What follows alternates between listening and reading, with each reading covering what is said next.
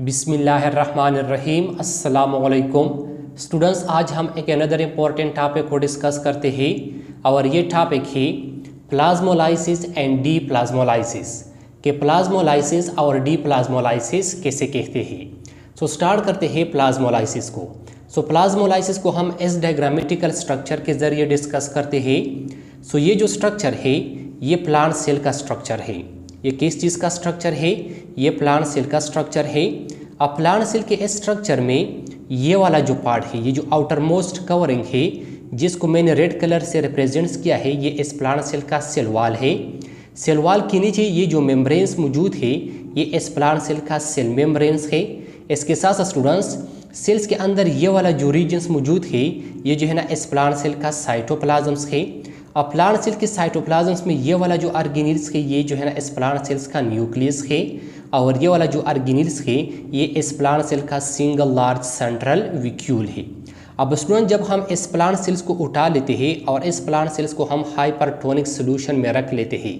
Hypertonic solutions का मतलब है वो सोल्यूशन जिसमें वाटर का कंसंट्रेशन कम होता है और सॉल्यूट का कंसंट्रेशन ज़्यादा होता है।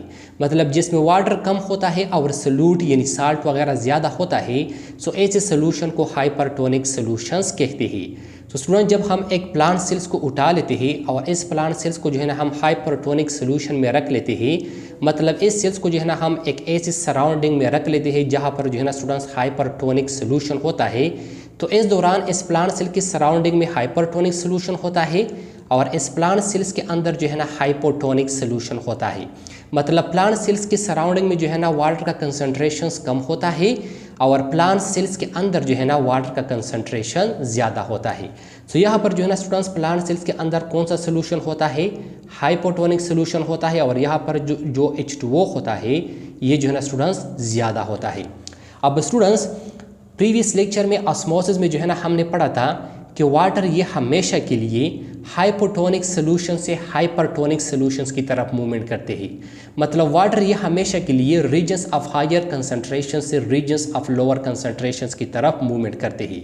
अब यहाँ पर जो है ना स्टूडेंट्स वाटर का कंसंट्रेशन ज़्यादा होता है, ये जो है ना वाटर का रीजन्स ऑफ हायर कंसंट्रेशंस है और यहाँ पर जो है ना स्टूडेंट्स प्लांट सेल का जो सराउंडिंग होता है यहाँ पर जो है ना वाटर का कंसंट्रेशन कम होता है। तो प्लांट सेल्स के जो वाटर होते हैं, प्लांट सेल्स में जो वाटर मौजूद होता है ये जो है ना स्टूडेंट्स ऑस्मोसिस के ज़रिए और ऑस्मोसिस के एक्सोऑस्मोसिस टाइप के ज़रिए जो है ना स्टूडेंट्स ये वाटर बाहर सराउंडिंग की तरफ मूवमेंट करते हैं, बाहर सराउंडिंग में आ जाते हैं। तो स्टूडेंट्स प्लांट सेल्स के अंदर जो मोर वाटर होता है H2O ये जो है ना एक्सोऑस्मोसिस के ज़रिए बाहर आ जाता है, बाहर सराउंडिंग में यानी एक्सटर्नल एनवायरनमेंट में जो है ना स्टूडेंट्स ये वाटर आ जाता है H2O, जिसकी वजह से जो है ना स्टूडेंट्स प्लांट सेल्स के अंदर वाटर का कंसंट्रेशन कम हो जाता है। अब स्टूडेंट्स यहाँ पर ये बात याद रखना कि यहाँ पर जो वाटर होता है ये वाटर जो है ना सबसे पहले साइटोप्लाज्म से जो है ना बाहर आ जाता है और फिर उसके बाद वैक्यूल के अंदर जो वाटर होता है वो वाटर जो है ना बाहर आ जाता है। तो जब इस प्लांट सेल से वाटर जो है ना ये बाहर आ जाता है तो प्लांट सेल्स के अंदर ये जो वैक्यूल और साइटोप्लाज्म होता है इनमें जो है ना श्रिंकिंग का अमल हो जाता है, ये जो है ना श्रिंकेज हो जाता है। फॉर एग्जांपल ये जो है ना वैक्यूल्स है, तो जब इससे पानी बाहर आ जाता है तो ये इस तरह श्रिंकेज हो जाता है, इनमें जो है ना श्रिंकिंग का अमल हो जाता है। सो जब इसके प्लांट सेल के वैक्यूल और साइटोप्लाज्म में श्रिंकेज का अमल हो जाता है, ये श्रिंकेज हो जाता है एक्सोऑस्मोसिस ऑफ वाटर की वजह से। सो इस अमल को, इस फिनोमेना को जो है ना स्टूडेंट्स प्लाज्मोलाइसिस कहते हैं।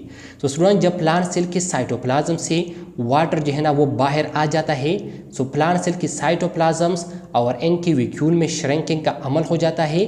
तो जब इसके इस साइटोप्लाज्म्स और वैक्यूल में यानी इस मुकम्मल प्रोटोप्लाज्म में श्रिंकेज का अमल हो जाता है, तो इस अमल को जो है ना स्टूडेंट्स प्लाज्मोलाइसिस यानी इस फिनोमेना को प्लाज्मोलाइसिस कहते हैं। तो स्टूडेंट्स प्लाज्मोलाइसिस का डेफिनेशन है the shrinkage of protoplasm due to exosmosis of water is called plasmolysis. Students जब वाटर की एक्सोऑस्मोसिस की वजह से प्रोटोप्लाज्म में श्रिंकेज हो जाता है तो इसको प्लाज्मोलाइसिस कहते हैं। And the cell is also called plasmolysed cell, और जो सेल होता है इस सेल को जो है ना स्टूडेंट्स पेयर प्लाज्मोलाइज्ड सेल कहते हैं। फॉर एग्जांपल ये सेल हमारे पास और इसमें जो है ना स्टूडेंट्स प्लाज्मोलाइसिस का अमल हो जाता है, तो फिर इस सेल को जो है ना प्लाज्मोलाइज्ड सेल्स कहते हैं। Plasmolysed sales. तो स्टूडेंट्स ये था हमारे पास प्लाज्मोलाइसिस के प्लाज्मोलाइसिस किसे कहते हैं।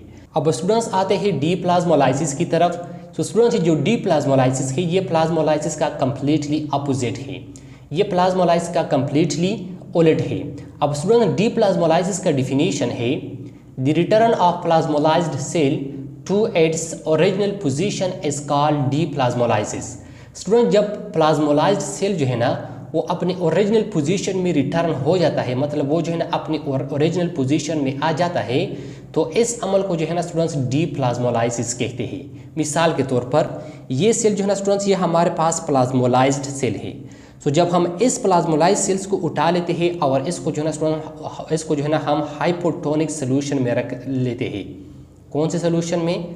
हाइपोटोनिक सोल्यूशन में।